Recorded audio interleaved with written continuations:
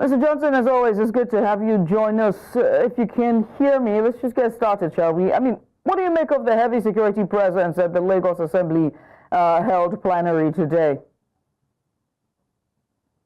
Thank you for having me. Well, this didn't come to me as a surprise. Yesterday, while I was passing through the premises of Lagos State House of Assembly, I saw the heavy presence of police around the corridor of the Lagos State House of Assembly and the Lagos House, and I saw that to be something uncommon.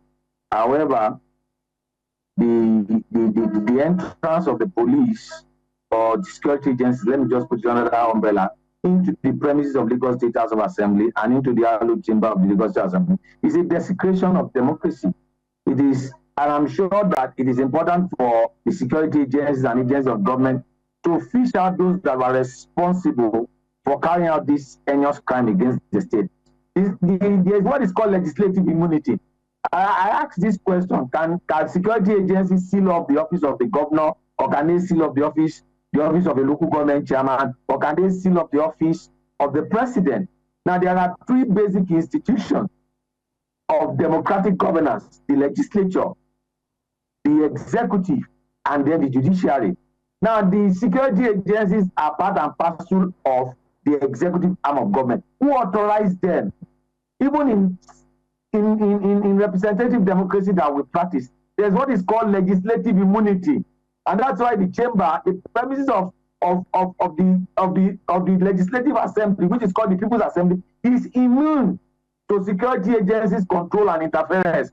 For example, you cannot do anything within the premises of the State House of Assembly or the National Assembly without the authorization of the Speaker or the Sergeant at Arms.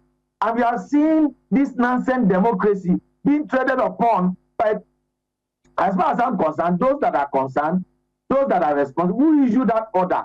Who are those that carry out that invasion? Those people need to be brought to book and they need to be disciplined, because the optics is not good for Nigerian democracy, and then is something which every Democrat should frown out.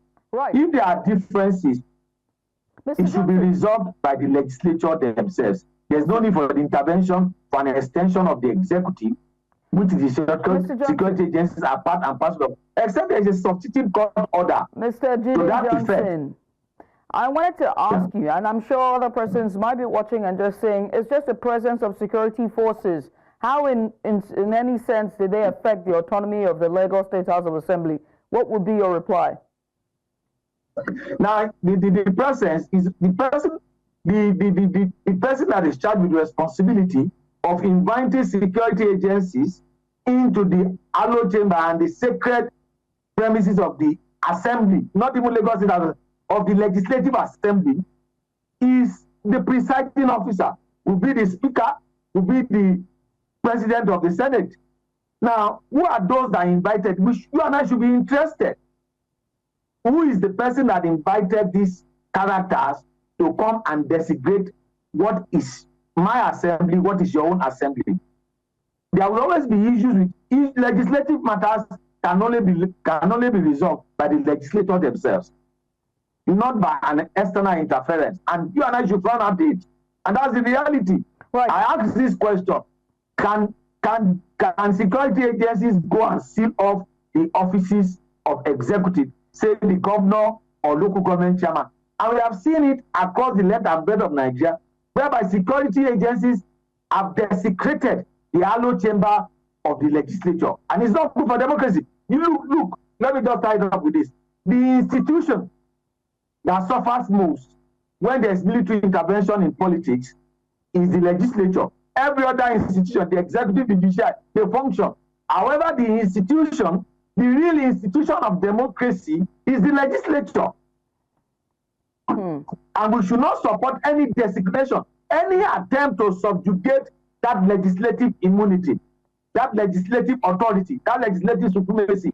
Every Nigerian should frown at it. Now, if one sees a physical, how might the visible show of force in the assembly affect the political landscape in Lagos, particularly in terms of public perception and the relationship between the executive and legislative arms.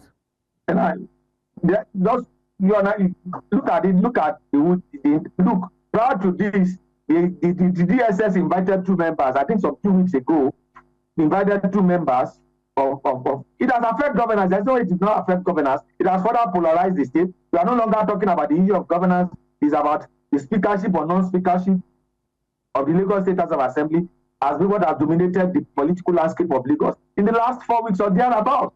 And at the end of the day, it is governance that suffer at the end of the day, and it is you and I that are affected because policies that will shape our lives are not being addressed. It is the issue of political headship of the State House of Assembly that has dominated the conversation and the discussion we have had. So governance is suffering from it.